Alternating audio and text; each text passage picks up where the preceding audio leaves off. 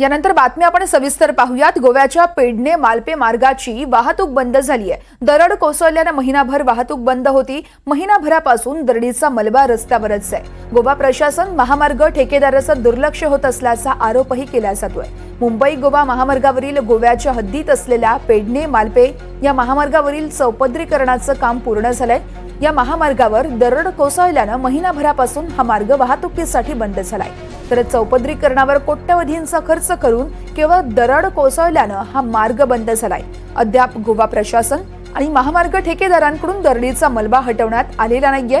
त्यामुळे नागरिकांना जुन्या मुंबई गोवा महामार्गावरून प्रवास करावा लागतोय।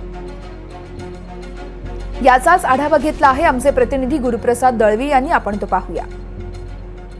मुंबई गोवा महामार्गावर मी इथे आहे। मालपे गोवा पेडणे या ठिकाणी मी इथे आहे। मी जी पाठीमागची दृश्य दाखवतोय ही जी दृश्य आहेत ती मात्र दरड कोसळलेली आहे। खरं तर मुंबई गोवा महामार्ग जलद गतीने व्हावा यासाठी प्रशासनाने मात्र ज्या जलद गतीने काम केलं खरं, परंतु कॉन्क्रीटचे रस्ते देखील गेले खरे। परंतु जी मी दृश्य तुम्हाला दाखवत आहे ती मालपे गोवा पेडणे येथील ही दृश्य आहेत।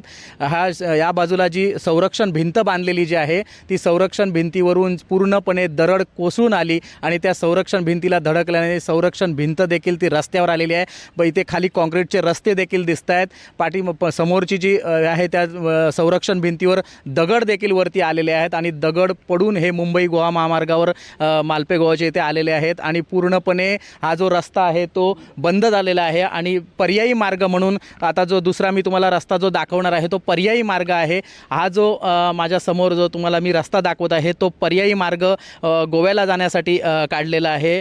मात्र हा जो जुना रोड जो आहे त्या जुन्या रोडचा मात्र वापर केला जातोय। कोट्यावधी रुपये खर्च करून सुद्धा मात्र या मुंबई गोवा महामार्गाची परिस्थिती आपल्याला पाहायला मिळते। गेले 25 दिवस झालेला आहे, अजूनही प्रशासनाने यावर कोणताही तोडगा काढलेला नाही। मात्र यासाठी पर्यायी मार्ग म्हणून तो दिला गेला आहे। परत एकदा ही जी दृश्य मी माझ्या समोरची परत दाखवतोय, पूर्णपणे डोंगर आहे, तो डोंगरच्या डोंगर खचून देखील पूर्ण खालेले आले। संरक्षण भिंतीवर पडून संरक्षण भिंतही देखील परत खाली पडलेली आहे। समोरचे दगड आहेत, भले मोठे जे दगड आहेत ते मुंबई गोवा महामार्गावर आलेत। हा कॉन्क्रीटचा रस्ता केलेला आहे त्याच्यावर येऊन पडलेले आहेत। मात्र एवढा निधी खर्च करून सुद्धा मुंबई गोवा महामार्गाची परिस्थिती मात्र आज देखील वाईट परिस्थिती पाहायला मिळत आहे। पर्यायी रोड मात्र बाजूला काढल्यामुळे ज्या काही गाड्या येत आहेत त्या जुना जो पर्यायी रस्ता होता तिथून काढलेला गेलेला आहेत। गुरुप्रसाद दळवी, NDTV मराठी, सिंधुदुर्ग।